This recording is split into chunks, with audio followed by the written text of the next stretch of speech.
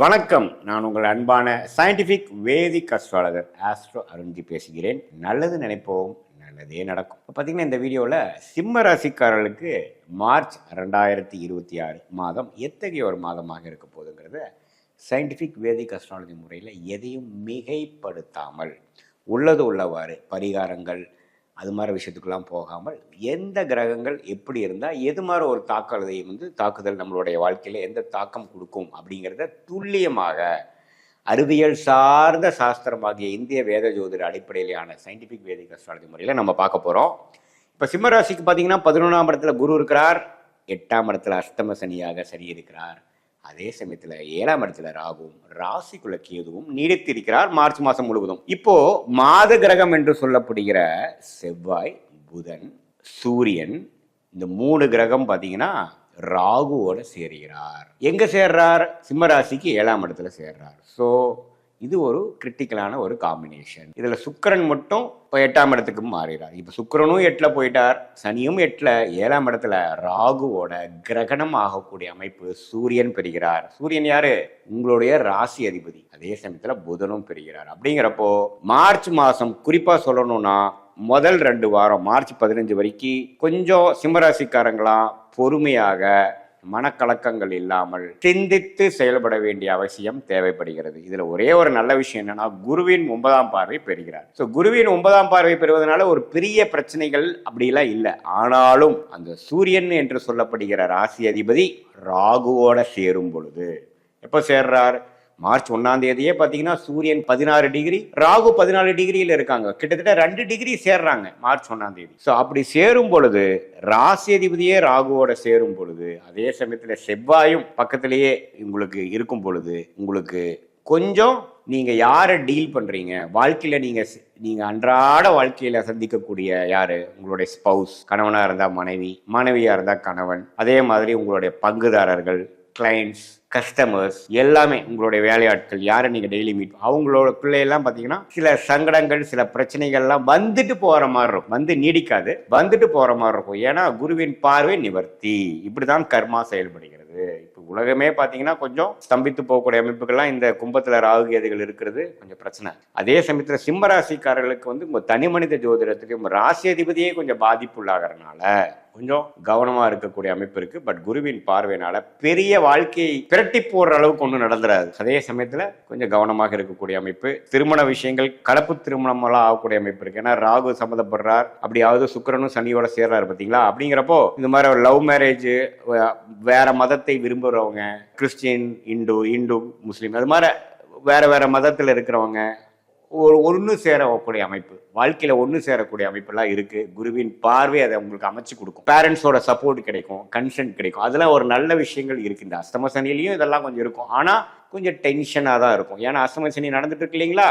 எல்லாமே சந்தோஷமாக நாளைக்கு என்ன நடக்குமோ, நாளானைக்கு என்ன நடக்குமோ, அடுத்த மாதம் எப்படி நடக்குமோங்கிற மாதிரி கொஞ்சம் மனக்கவலைகளும் கிளாரிட்டி கொஞ்சம் குறைவாகவும் தென்படக்கூடிய அமைப்புகள் இருக்குது. அதனால கொஞ்சம் கவனமாக இருக்கக்கூடிய ஒரு காலகட்டமாக இருக்குங்க. இது பொதுவான பலனே தவிர உங்களுடைய ஜென்ம ஜாதகத்துல என்ன மாதிரி தசாபுக்திகள் போய்கொண்டு இருக்கிறது, உங்களுடைய லக்னம் என்ன, நீங்க எந்த நேரத்தில் எந்த தேதியில் எந்த ஊர்ல பிறந்தீங்கிற ஜாதகத்தை வச்சு பார்க்கும் பொழுது துல்லியமாக சொல்ல முடியும். இப்ப நம்ம பார்த்தது பார்த்தீங்கன்னா பொதுவான பலனே தவிர உங்களுடைய ஜாதகத்தில் எது மாதிரி தசாபுக்திகள் போகுது, அந்த தசநாதன் வந்து இப்போ கோச்சாரத்துல நம்ம பேசுறதுல எப்படி இருக்கார், புக்திநாதன் இப்படி இருக்கிறாருங்கிறதெல்லாம் சேர்த்து வைத்து பார்க்கும் பொழுது உண்மையே துல்லியமான பலன்கள் ஷார்ட் டேர்ம் எப்படி இருக்கு, அடுத்த ஃபியூ மந்த்ஸ், அடுத்த சில மாதங்கள் எப்படி இருக்கிறது, அடுத்த சில ஆண்டுகள் எப்படி இருக்குது, எது மாதிரி விஷயங்கள் வந்து லாங் டேர்ம்ல இருக்கு, எது மாதிரி விஷயம் ஷார்ட் டேர்ம் இருக்குங்கிறது உங்களுடைய ஜாதகத்தை துல்லியமாக சயின்டிபிக் வேதிக் அஸ்ட்ராலஜி முறையில போட்டு துல்லியமான பலன்கள் நம்ம எடுத்து அது மூலமாக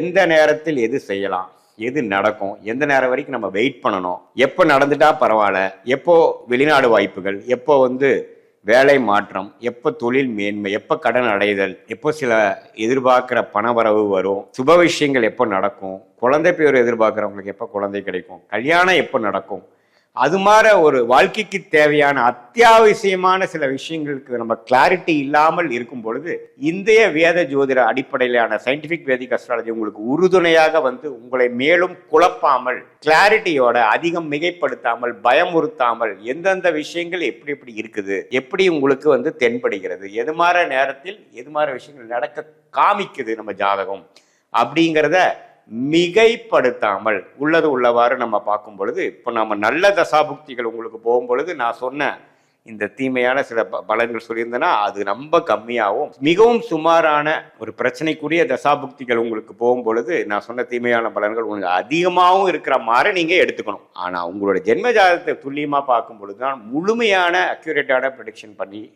அது பிரகாரம் நம்ம வாழ்க்கையை திட்டமிட்டு தேவையற்ற பண விரயங்கள், தேவையற்ற பொருள் விரயங்களை தவிர்த்து கரெக்டாக நம்மளுடைய பொட்டென்ஷியல் என்ன, நமக்கு தகுதி என்னவோ அதை மேலும் நாம் ரெட்டிப்பாக்கி நம்மளுடைய பலனை, நம்மளோட ரிசல்ட்டை ரெட்டிப்பாக்குற விஷயங்கள் எப்படி, அதுக்கு டைமிங் என்ன, எந்த நேரத்தில் எது செஞ்சோம்னா நமக்கு கரெக்டாக விழும் அப்படிங்கிறதை தெரிந்து நம்மளுடைய ஃபார்ச்சுனேட்டான ஃபீல்டு என்ன, நமக்கு வரக்கூடிய அருமையான துறை எது நமக்கு லாபத்தை கொடுக்கும், எது நமக்கு சரி வராது, வேலையா தொழிலா, எது மாதிரி விஷயங்கள்ங்கிறதெல்லாம் நம்ம ஜாதக அடிப்படையிலான ஒரு கிரகம் நம்ம ஜாதகத்தில் எப்படி இருக்கு, ஸ்தான பலம் எப்படி இருக்கு, திக்பலம் என்ன இருக்கு, குருவின் பார்வை யார் யாருக்கு கிடைக்கிறார் அப்படிங்கிறதெல்லாம் தேர்த்து வைத்து பார்க்கும் பொழுது நம்மளுடைய ஜாதகத்தில் எந்த கிரகம் ரொம்ப ஃபார்ச்சுனேட்டா யோகமா இருக்கோ அந்த கிரகத்தின் சார்ந்த தொழிலோ வேலையோ அதுல போனோம்னா நம்ம உண்மையிலேயே சீக்கிரமா எளிதில் வாழ்க்கையில் வெற்றி பெற முடியும்.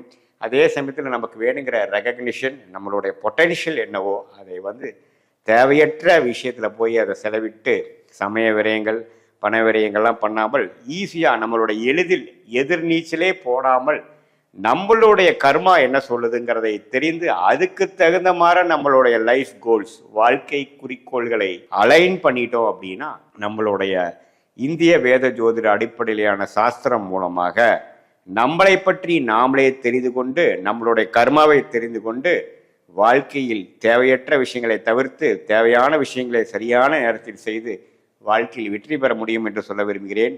மீண்டும் மற்றொரு காணொளியில் சந்திப்போம். நன்றி, வணக்கம்.